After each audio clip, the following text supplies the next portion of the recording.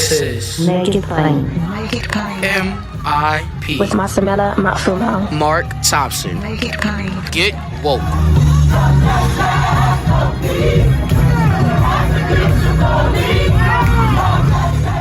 One of the premier events during the Selma Bridge Crossing Jubilee is the Foot Soldiers Breakfast. So we are headed into the breakfast. This is where most of those who were on the bridge March 7, 1965 will be. And it's the annual event where all the foot soldiers come together and share their stories here at the brand newly built Selma High School. And I always say to people, if you don't do anything else when you're in Selma during Bridge Crossing Jubilee, go by and see the foot soldiers and hear their stories and get a sense of what happened and what they experienced in a singular event. The nation, if not the world, was changed as a result of what happened. When we vote today, we're able to vote because of what the people in this room we're about to enter did on March 7th, 1965. So we'll go in and see the foot soldiers. Good morning. Good morning. How are you? Fine, how are you? I'm just fine. We're here inside the Foot Soldiers Breakfast, as promised. Our dear friend Joann Bland, who was an original foot soldier. How does it feel 57 years later? Like yesterday. Really? Yeah. I think it's important that we keep this history alive for generations to come. So I feel good today. I feel just like I could tell my story just the way it happened. You are building Foot Soldiers Park. Yes. Tell us about that. Foot Soldiers Park, we envision it as a place to house the foot soldiers, a place for them, for us, that we could go tell our stories, and when generations come, they can still hear the history from the mouths of the people who made it, not someone who memorized it or made it up, but us. So it sounds like what you're saying, this will be interactive, where you Yes. actually hear voices. Yes. So tell us how that works. What are we going to see when we go in? Well, it's still a vision. We realize that. We're still raising money to do it, so please donate. But when you go in, we don't want it to be a museum. We don't need to compete with our already wonderful National Voting Rights Museum. We need a place that honors the foot soldiers, just the foot soldiers, Right. where our stories will be captured. Give us some love sometime, because we were the biggest part of that march. Yeah. That we were in the trenches. We went to jail every day, marched every day. We're beaten. Not to say that the adults didn't get beaten too, but they did, but not in numbers like we did. And we rarely get the play that they do. Yeah. You were beaten. Yes. Yeah. I was on the bridge on Belated Sunday. Yeah, I know. And you were injured, right? Yeah, I fainted. Actually, I was terrified. And how old were you? I was 11 years old. Wow. 11. Yeah. So what happened after you fainted?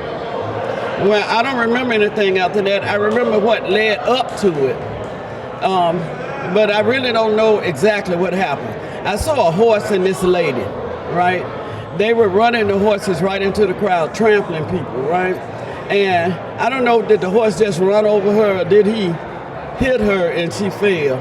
But all these years later, 57 years later, I can still hear the sound her head made when it hit that pavement. Mm-hmm. That's the last thing I remember until I was on the city side of the bridge, in the back of a car, and my head was in my sister Linda's lap. Wow. You know, and Linda was bleeding. But I thought it was her tears at first dropping on my face, and I wiped it and I saw it was blood dropping. She had wounds in her head that required 35 stitches. I just had a huge lump on the back of my head, that was it.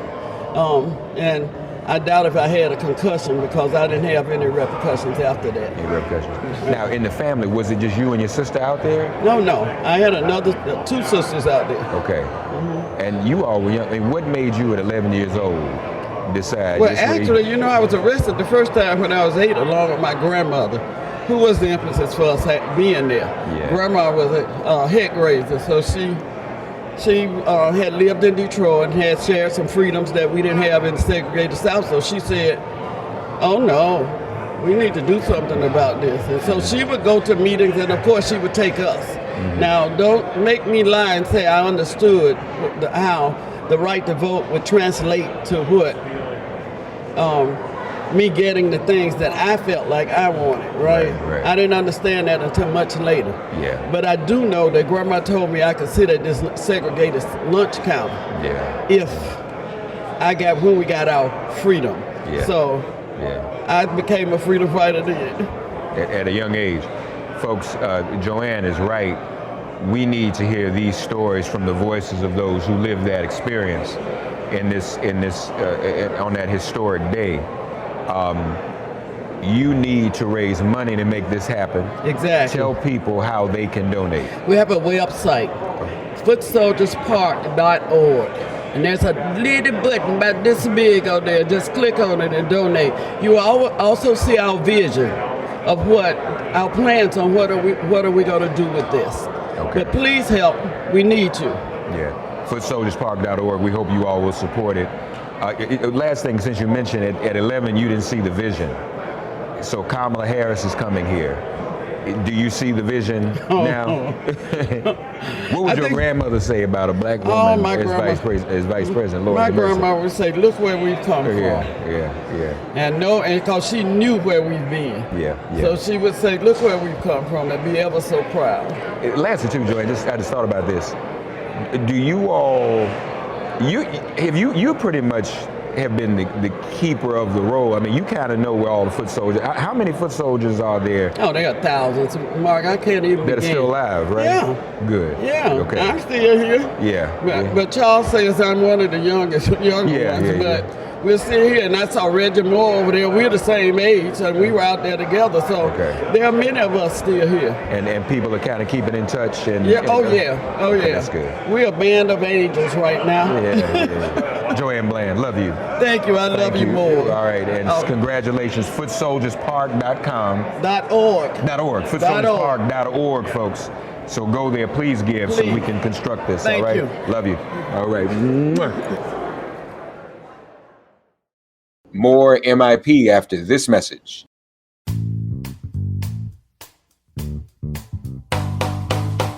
Geico asks, how would you love a chance to save money on your insurance? Of course you would. After all, who wouldn't love a great deal, right? And when it comes to great rates on insurance for all of the things in your life, Geico can help. Like with insurance for your car, truck, motorcycle, boat, and RV. Even help with homeowners, condo, or renters coverage. You could save even more with a special discount when you bundle your coverages. Plus, add the easy-to-use Geico mobile app, available 24-hour roadside assistance, and more. And choosing to switch to Geico becomes an easy choice. Switch today and see all the ways you could save with great rates and discounts. It's easy. Simply go to geico.com to get a rate quote or contact your local agent and get started seeing how much you could save.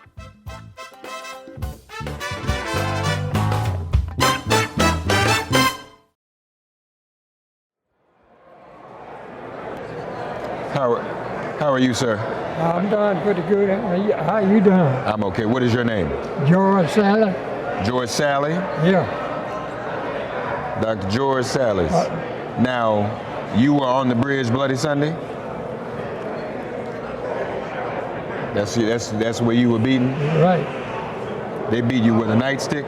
Yeah, what you call a billy club. Mm-hmm. But not every day. When it happened, I was angry. And finally, I changed over. Every day, I go to that bridge, I kneel down to pray. I ask God to give that man a pure heart, right the spirit. If you don't get the spirit of God, he ain't got nothing to lead him. Yeah, I'd heard this. So you actually go to the bridge every morning and pray? Right. Wow. Same time every morning? No, not, see, according to my age, I had to go according to how I'm feeling. Okay. See, you don't know how old I'm in. I don't.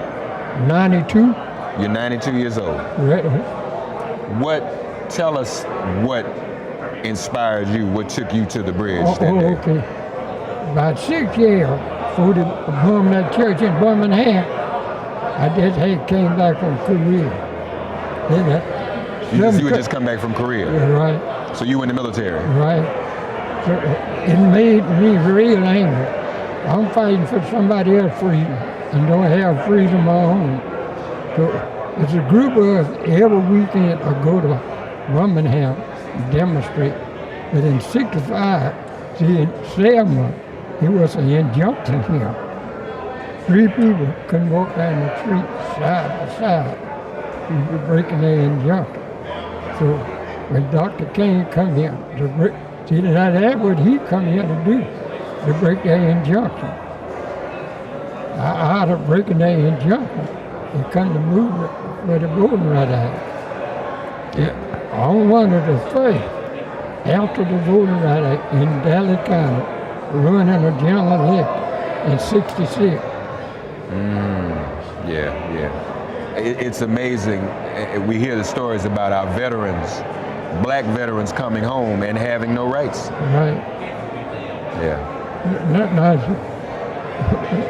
Black veterans right today having a hard time in Alabama.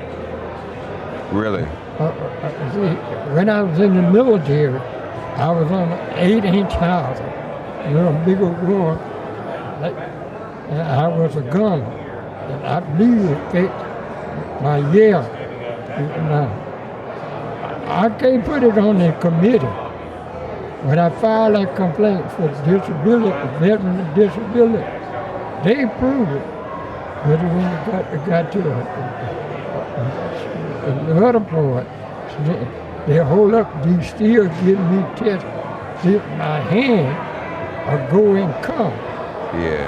Someday I ate good, lately I don't have too good. Oh, yeah. More MIP after this message.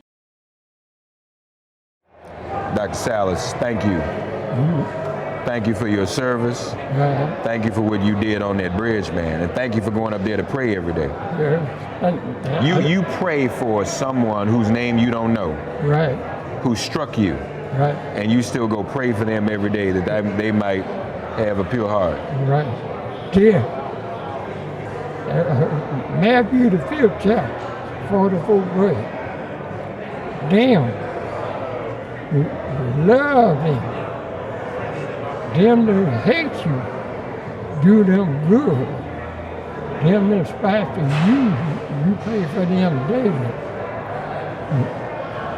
I need to say I can't bless them, I can't do them good because I don't know. But I'm going by belief now.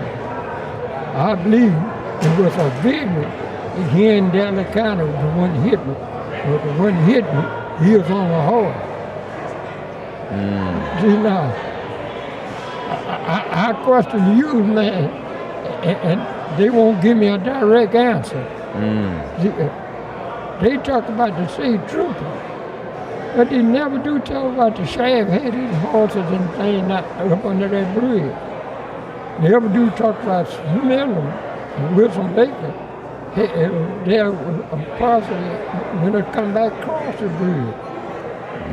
It took me a while to think, but I believe, because I've been in the military, they thought some of us got jump off in that river. But God kept us from jumping up and rather take that beating. SCLC give me first aid, but it was 72 people went to the hospital from there.